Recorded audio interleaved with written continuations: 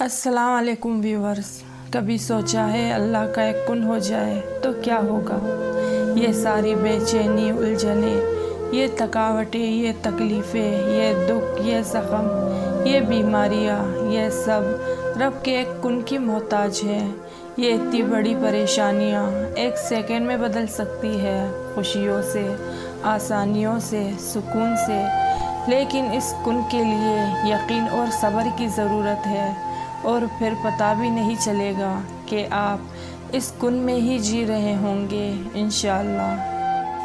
اور اللہ تو ضائع کچھ بھی نہیں کرتا، نہ دعا، نہ نیکی، نہ کوئی آنسو۔ اللہ کے یہاں ہر چیز کی قدر ہے، وہ بہترین وقت پر بہترین بدلے کے ساتھ نوازتا ہے۔ زیادہ سوچنا انسان کو تھکا دیتا ہے، اس لیے بس دعا کرو اور سب کچھ اپنے رب العالمین پر چھوڑ دے، جو اتنی وسیع کائنات چلا رہا ہے۔ تو کیا تم اسے نظر نہیں آتے؟ وہ تمہاری بے بسی کو نہیں دیکھتا؟ کیا تمہیں ایسا لگتا ہے وہ تمہیں بے سہارا چھوڑ دے گا؟ وہ تمہاری زندگی کو بے رنگ رہنے دے گا؟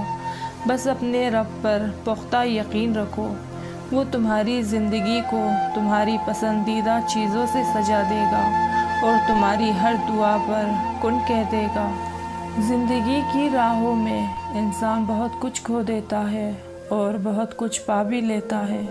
کبھی دنیا کے پیچھے بھاگتے بھاگتے دل کا سکون کھو بیٹھتا ہے، تو کبھی ایک سجدہ اس سکون کو واپس لے آتا ہے۔ اصل کامیابی یہ نہیں کہ ہم نے دنیا سے کیا پایا، بلکہ یہ ہے کہ ہم نے اللہ سے اپنا رشتہ کتنا مضبوط کیا۔ اگر سب کچھ پا کر بھی رب کی قربت کھو دی تو سب بیکار ہے، اور اگر سب کچھ کھو کر بھی رب مل گیا تو یقین جانیے کچھ بھی نہیں کھویا۔ پھر مایوس مت ہو، دل سے نکلی ہوئی ایک دعا ہر گمان کو یقین میں بدل دیتی ہے، اور اللہ تمہیں خواب تب دکھاتا ہے جب وہ ان کی تدبیر پر راضی ہوتا ہے، ورنہ اگر اس نے تمہیں وہ نہ دینا ہوتا جو تم مانگ رہے ہو تو کیا وہ تمہیں کبھی دعا کی توفیق دیتا؟ بس تھوڑا سا اور صبر کر لو، پھر اللہ کی مدد تمہارے لیے آئے گی۔ تب تمہارے آنسو اور تمہارا تڑپنا خوشیوں میں یوں بدلتا نظر آئے گا کہ تم حیران رہ جاؤ گے۔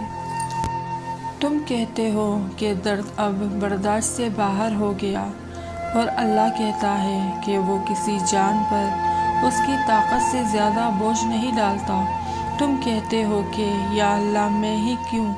وہ کہتا ہے کیونکہ میں تم سے محبت کرتا ہوں، اور اللہ جن سے محبت کرتا ہے انہی کو آزمائش میں ڈالتا ہے۔ جب رحمان سے مانگ رہے ہو تو یقین کے ساتھ مانگو، پھر ممکن اور ناممکن کی الجھن میں مت پڑو۔ جس سے تم مانگ رہے ہو وہ خزانوں کا بادشاہ ہے، اس کے لیے ایک کن کی بات ہے، وہ اصحاب بھی پیدا کر دے گا، وسیلے بھی پیدا کر دے گا، بند دروازے بھی کھول دے گا۔ بس تم نیت صاف رکھو اور اللہ پر توکل رکھو۔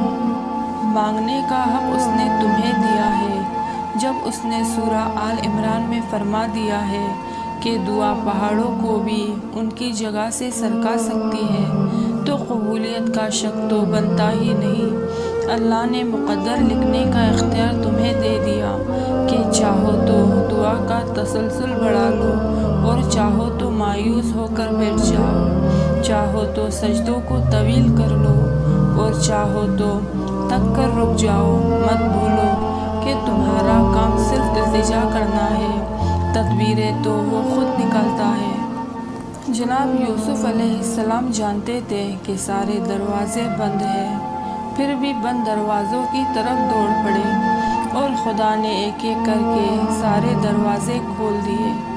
کبھی اگر لگے کہ تمہارے لیے بھی دروازے بند ہیں تو یہ جان لو کہ جو جناب یوسف کا خدا ہے وہی تمہارا بھی خدا ہے۔ زندگی میں ہر پریشانی کا صرف ایک ہی حل ہے، اللہ سے بات کرے، اللہ سے مانگے، اللہ پر چھوڑ دے، اللہ پہ بھروسہ کرے، اللہ سے پھر کہے اور کہتے رہے۔ کتنا مشکل ہے کسی انسان کو راضی رکھنا، कितनी भी कोशिश कर ले चूक हो ही जाती है।